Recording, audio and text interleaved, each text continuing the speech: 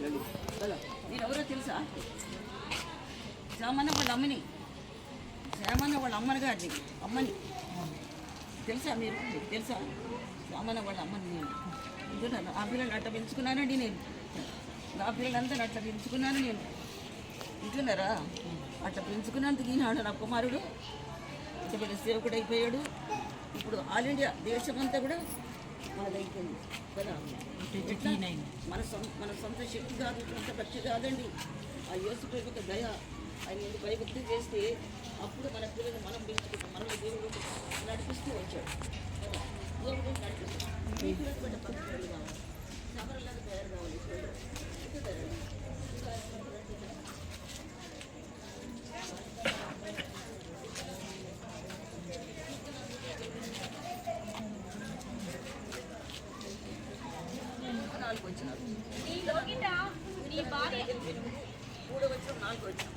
నీలోగిట నీ భార్య ఫలించే ద్రాక్ష వల్లి వలె నుండును, నీ భోజనపు బల్ల చుట్టూ నీ పిల్లలు ఓలివ మొక్కల వలె నుండును.